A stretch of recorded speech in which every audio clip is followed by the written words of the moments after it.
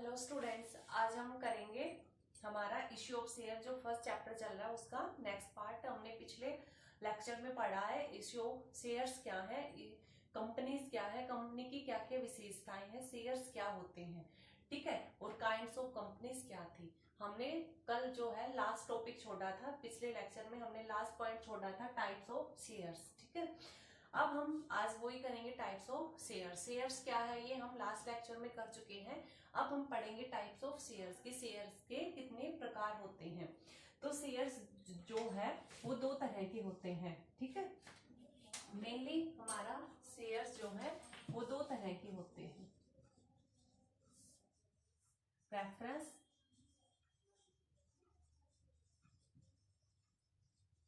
And equity.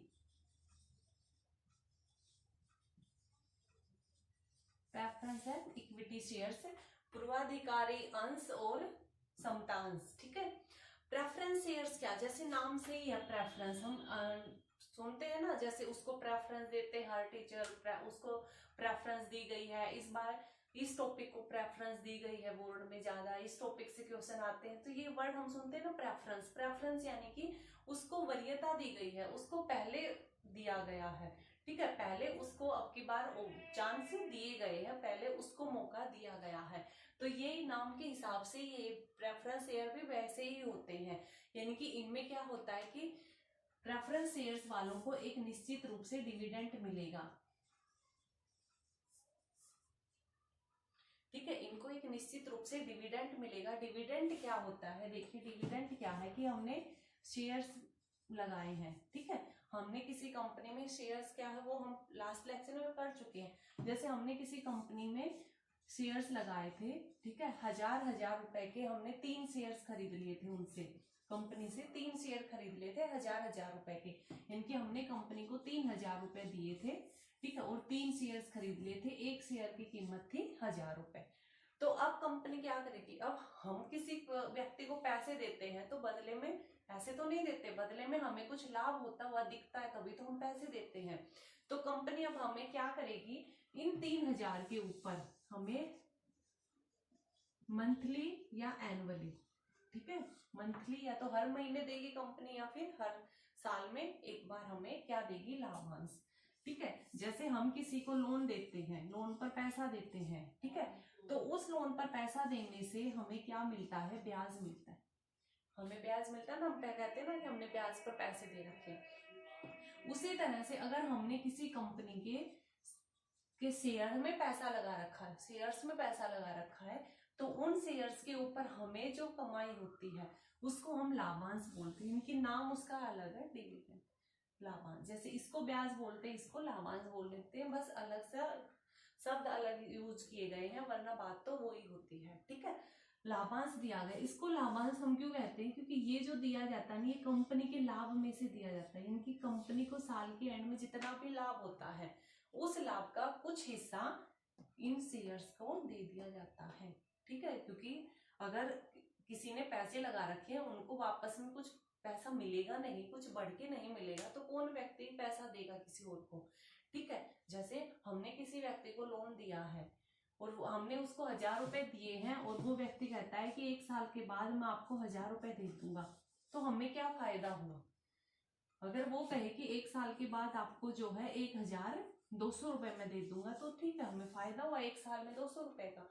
वही चीज इसमें होती है कि 3000 तो कंपनी हमें देगी ही देगी, ठीक है, कंपनी हमें देगी 3000 रुपए, तो वो कंपनी की मर्जी है कि उसने कितने साल के बाद देगी, वो सब कुछ शेयर्स के टाइम पे लिखा होता है, ठीक है। जब तक कंपनी हमें ये 3000 वापस नहीं कर देती, जब तक कंपनी हमें हर साल लाभांश देगी, ठीक है। लाभांश कितना होगा वो उस शेयर्स की खरीदने के टाइम पे लिखा होता है कि लाभांश आपको 14% मिलेगा, ठीक है, यानी कि साल में 100 रुपए के ऊपर 14 रुपए हमें लाभांश के रूप में मिलेंगे, या फिर लाभांश आपको 16% होगा या 20, वो सब कुछ पहले मेंशन होता है, ठीक है। अगर वो प्रेफरेंस शेयर है तो, यानी कि एक और चीज हमें समझ में आ कि प्रेफरेंस शेयर है तो जो लाभांश की जो रेट होती है वो शेयर्स के ऊपर लिखी होती है, ठीक है, वो जो एक प्रमाण पत्र होता है, जो एक सर्टिफिकेट होती है शेयर्स की, उसके ऊपर लिखा होता है कि ये शेयर्स जो है वो कितने % रेट का है, तो उसके ऊपर ऊपर ये रेट लिखी होती है, इस रेट का मतलब होता है 14%, 16% या 20% प्रेफरेंस शेयर। इसका मतलब होता है कि इस शेयर्स के ऊपर 20% का लाभांश मिलता है। इनके साल में 20 रुपए का लाभ मिलता है 100 रुपए के ऊपर। अब अगर आपने 3000 पैसे लगाए तो उसके ऊपर देख लो, ठीक है, उसके ऊपर 20% निकाल के देख लेना कितना आएगा, यानी कि उतना पैसा आपको हर साल लाभांश के रूप में मिलता रहेगा। तो ये होते हैं प्रेफरेंस शेयर्स, यानी कि इनको हर साल लाभांश मिलता है और जब कंपनी समाप्त होने को होती है, ठीक है, तो इनका पैसा भी पहले चुकाया जाता। पहले का मतलब है इन शेयर्स से पहले इनका पैसा चुकाया जाता है। इनकी कोई कंपनी खत्म होने वाली है, समाप्त हो रही है, या जिससे उसने पैसे लिए थे उनको पैसे वापस कर रही है, तो सबसे पहले इन शेयर्स वालों को, इन शेयर्स को पैसा चुकाया जाएगा। जैसे इसने 3000 रुपए लगाए थे तो इसको पहले दिए जाएंगे, जबकि एक व्यक्ति ने इस तरह के शेयर्स में 2000 रुपए लगाए थे तो इसको अभी नहीं मिलेंगे, पहले इन 3000 को दिया जाएगा, क्योंकि ये कौन से प्रेफरेंस शेयर, इनको पहले प्रेफरेंस दी जाती है। तो यही होते हैं प्रेफरेंस शेयर्स की, इनको एक निश्चित दर से, एक निश्चित रेट से लाभांश मिलता है, ठीक है। और जब कंपनी समाप्त होती है या कंपनी अपना अंशों का भुगतान करती है तो इन शेयर्स होल्डर को, इन व्यक्तियों को, इन अंशधारियों को उनका पैसा पहले लौटाया जाता है, ठीक है। उसके बाद इक्विटी शेयर्स क्या है? इक्विटी शेयर्स है कि जब कंपनी, इनके ऊपर कोई भी फिक्स रेट नहीं होती सबसे पहले तो, ठीक है, इनको लाभांश मिलता है, लेकिन इनको कितना लाभांश मिलेगा, किस रेट से मिलेगा, ये पहले से नहीं बताया जाता है, ठीक है। तो इनकी ये रिस्की होते हैं। लेकिन और दूसरी बात, और ये लाभांश नहीं पता होता कितना मिलेगा, और दूसरा जब कंपनी समाप्त होती है या शेयर्स का पैसा लौटाया जाता है तो इनको बाद में मिलता है। इनकी पहले प्रेफरेंस वालों का पैसा लौटाया जाएगा, उसके बाद अगर कुछ बचता है तो इनका पैसा लौटाया जाएगा। तो इनके कुल मिला के आप लोगों को सुनने में ये लग रहा होगा कि इन्हें तो लॉस ही लॉस हो रहा है, ठीक है, इनको खरीदने में तो कोई फायदा ही नहीं है। लेकिन इनको खरीदने में क्या फायदा है कि जब इनको लाभांश मिलता है तो वो थोड़ा ज्यादा मिलता है इनके बजाय। क्यों मिलता है? जैसे कम इनके ऊपर तो फिक्स होता है 14%, 16% दे दिया, लेकिन अगर एक अच्छी कंपनियां होती है, मान लीजिए उसका लाभ जो है बहुत ज्यादा है, ठीक है, उसका लाभ हुआ है मान लीजिए 1000 करोड़, उसका लाभ बहुत ज्यादा है, ठीक है, और उसने लाभांश के रूप में बांट बूट के भी उसके पास जो है 80 करोड़ रुपए अब भी रह गए, ठीक है, खर्चे वर्चे पूरे करके भी जो है, मतलब बाकी की भी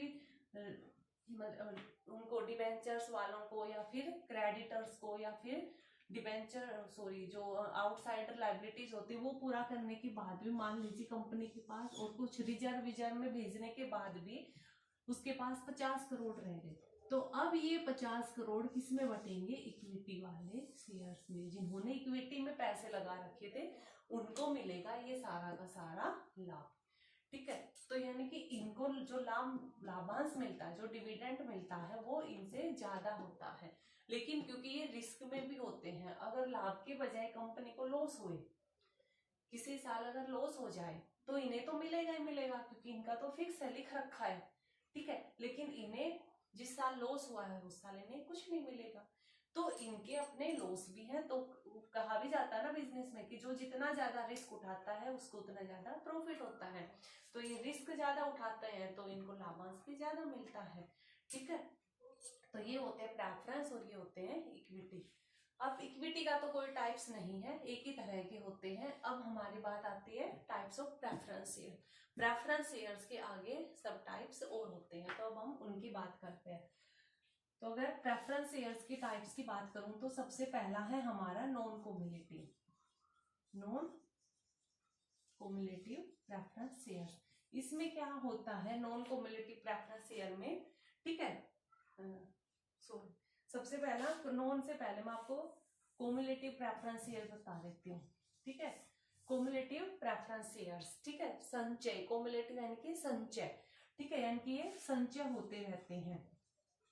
संचय क्या? जैसे मान लीजिए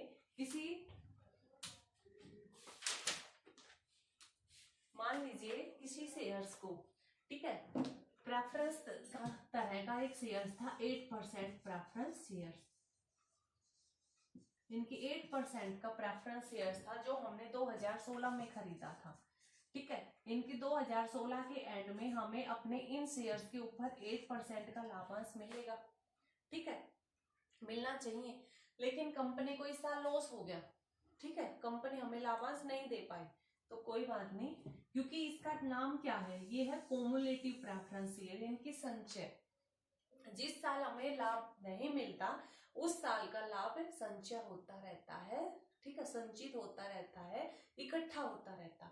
अब 2016 में 8% था, मिलना था, नहीं मिला, कोई बात नहीं, हमारा संचय हो रहा है, इकट्ठा हो रहा है।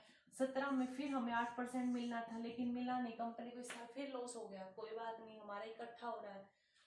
18 में कंपनी फिर, ठीक है, 18 में कंपनी को लाभ हुआ तो ये ना है कि कंपनी हमें सिर्फ 8% का लाभांश दे देगी, कंपनी हमें क्या देगी, 24% का लाभांश, क्योंकि ये सारा जो पिछले सालों का लाभांश था ये हमारा इकट्ठा हो रहा है अभी, क्योंकि हमारा जो शेयर्स है वो कॉम्युलेटिव नेचर का है, यानी कि उसमें क्या है कि हमारा लाभांश इकट्ठा होता रहता। अगर किसी साल हमें लाभांश नहीं मिलता कंपनी की तरफ से तो उस साल का लाभांश इकट्ठा होता रहेगा। जब भी कंपनी को लाभ होगा, ठीक है, तो उस साल के लाभ में से हमें हमारे पिछले साल का लाभांश दिया जाएगा। ठीक है, तो इस तरह के प्रेफरेंस शेयर अच्छे होते हैं। अगर कंपनी को लॉस हो रहा है तो कोई बात नहीं, हमें पैसा इस साल नहीं मिला, अगले साल मिलेगा। ठीक है, तो ये होते हैं कॉम्युलेटिव प्रेफरेंस शेयर। अब दूसरा टाइप होता है नॉन कॉम्युलेटिव। नॉन कॉम्युलेटिव जैसे नाम से ही है नॉन, ठीक है, यानी कि ये गैर संचय पूर्वाधिकारी अंश होते हैं। इनमें क्या होता है कि अगर किसी साल कंपनी को लॉस हुआ है और वो हमारा लाभांश नहीं दे पाई है तो वो लाभांश हमें अगले साल नहीं मिलेगा, क्योंकि हमारा शेयर्स जो है वो किस तरह का है, नॉन कॉम्युलेटिव, गैर संचय, कि वो संचय वाले नेचर का नहीं है, वो इस तरह का नेचर का नहीं है कि वहां पे हमें लाभांश संचित होके मिलेगा। ठीक है, उसके बाद है नेक्स्ट पार्टिसिपेटरी प्रेफरेंस शेयर।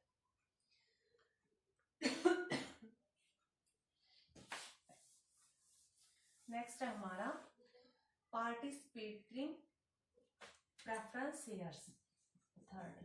ठीक है, पार्टिसिपेटिंग प्रेफरेंस शेयर क्या है, भागयुक्त। इसमें क्या होता है, ठीक है, भागयुक्त जैसे नाम ही है, भाग लेता है, ये पार्टिसिपेट करता है, यानी कि जैसे कंपनी को इनको एक डिविडेंड मिलता है हर साल, जो भी इनको मिला है लाभांश वो मिला। इनको लाभांश देने के बाद कंपनी क्या करती है, इक्विटी वालों को डिविडेंड देती है।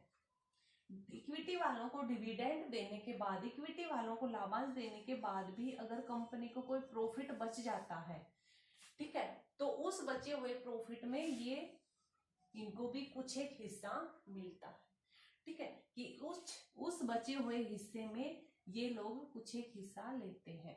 ठीक है, और कुछ एक हिस्सा इक्विटी वालों को अलग से और मिल जाएगा, एक लाभांश के अलावा। और इनकी कई बार अच्छी कंपनियों को बहुत अच्छा लाभ मिलता है तो इनको लाभांश दे दिया, इनको भी दे दिया, फिर भी अच्छा लाभ, खासा लाभ बच गया तो उस बचे हुए लाभ को फिर इन दोनों में बांट दिया जाता है। तो इनको क्यों मिलता है, क्योंकि भाग युक्त है, ये भाग लेते हैं बचे हुए लाभांश में। उसी तरह से अगर कंपनी एंड में पूंजी वापस कर रही है, ठीक है, कंपनी अपने समाप्त हो रही है, खत्म हो रही है, लोगों का पैसा लुटा रही है, तो सबसे पहले तो प्रेफरेंस शेयर्स वालों का पैसा लुटाएगी, उसके बाद इक्विटी वालों का पैसा।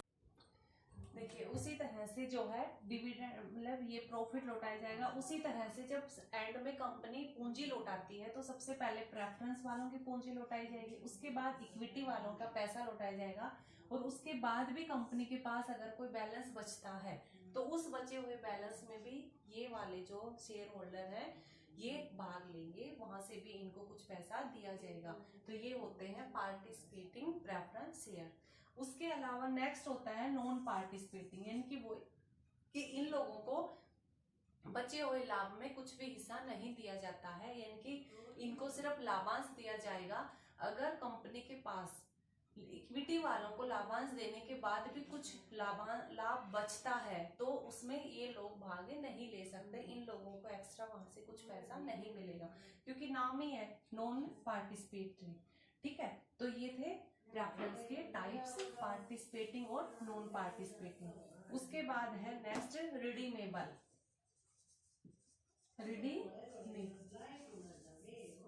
रिडीमेबल प्रेफरेंस शेयर्स क्या होते हैं? शोधनीय। ठीक है, इनकी जिनका पैसा, ठीक है, जिन शेयर्स का पैसा कंपनी अपने जीवन काल में, अपने पूरे जीवन काल में लौटा देती है, इनकी जिनका पैसा कंपनी अपने जीवन काल में वापस कर देती है। ठीक है, जीवन काल में कंपनी अपना पैसा वापस कर देती है, उसको बोलते हैं रिडीमेबल शेयर्स। क्योंकि ये नाम ही है, रिडीम कर देना, शोधन कर देना, उनको उनका पैसा वापस कर देना। ठीक है, तो ये होते हैं रिडीमेबल शेयर्स। उसके बाद होते हैं नॉन रिडीमेबल या इरिडीमेबल। ठीक है, नॉन रिडीमेबल या फिर इरिडीमेबल।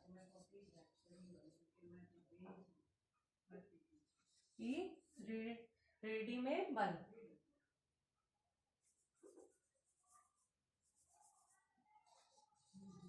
इरिडीमेबल।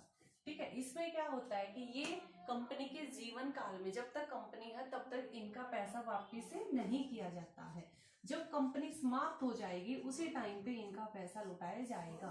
ठीक है, तो मेनली इस तरह की कंपनीज भी इंडिया में नहीं होती है। अगर कोई कंपनी 20 साल से ज्यादा का कोई शेयर इशू करती है कि आपकी पेमेंट 20 साल के बाद कर दी जाएगी, ठीक है, तो उसे भी हम नॉन रिडीमेबल ही मानेंगे, उसे भी हम रिडीमेबल नहीं माननी जाएंगी। तो 20 साल से ज्यादा वाला कोई शेयर इश्यू होता है तो उसे भी इंडिया में अलाउ नहीं किया जाता। इनकी 20 साल से कम अवधि के अंदर अंदर, ठीक है, कंपनी को शेयर्स वालों का पैसा वापस करना पड़ेगा। तो जिनका लाइफ में पैसा वापस हो जाता है वो रिडीमेबल, जिनका नहीं होता वो इरिडीमेबल। उसके बाद नेक्स्ट है कन्वर्टेबल। ठीक है, कन्वर्टेबल, कन्वर्टेबल यानी कि चेंज हो जाना, परिवर्तित हो जाना। ठीक है, जो शेयर्स, ठीक है, जो शेयर्स एक टाइम के बाद, एक अवधि के बाद जिन शेयर्स को ये होता है, ठीक है, जिन शेयर्स को ये अधिकार दिया जाता है कि आप इन शेयर्स को छोड़ के आप इक्विटी में कन्वर्ट हो जाओ, आप डिबेंचर्स में बदल जाओ, तो ये होते हैं कन्वर्टेबल। यानी कि उस शेयर्स को ये होता है कि आप एक अवधि के बाद, कि 5 साल के बाद, जैसे कोई शेयर्स है उनके ऊपर ये होता है कि भाई 5 साल तक आप इनको प्रेफरेंस शेयर रखना, उसके बाद आप लोगों की इच्छा है, अगर आप चाहो तो अपने इन शेयर्स को इक्विटी में बदलवा लो या फिर डिबेंचर्स में बदलवा लो। तो जिन शेयर्स के ऊपर हमें ऑप्शन मिलता है अपने शेयर्स को चेंज करने का, तो वो होते हैं कन्वर्टेबल। और जिन शेयर्स को ऊपर हमें कोई अधिकार नहीं मिलता है कि हम उन शेयर्स को चेंज कर सके दूसरे तरह के शेयर्स में, ठीक है, इनकी रिडीमेबल को इरिडीमेबल में, कन्वर्टेबल को अनकन्वर्टेबल में, या पार्टिसिपेटरी को नॉन पार्टिसिपेट, इस तरह का हमारे पास कोई हक नहीं होता, हमें कोई जो है ऐसी पावर नहीं मिलती है, तो वो होते हैं नॉन कन्वर्टेबल। और जो शेयर्स ऐसे कन्वर्ट हम कर सकते हैं, हमें एक ऑप्शन मिलता है, तो उन शेयर्स को कहते हैं कन्वर्टेबल प्रेफरेंस शेयर। तो ये थे हमारे टाइप्स ऑफ प्रेफरेंस शेयर्स। ठीक है, तो आज हमने टाइप्स ऑफ शेयर्स पढ़ा, प्रेफरेंस और इक्विटी, उसके बाद प्रेफरेंस के सब टाइप्स पढ़े। आशा है आपको समझ में आ गया हो।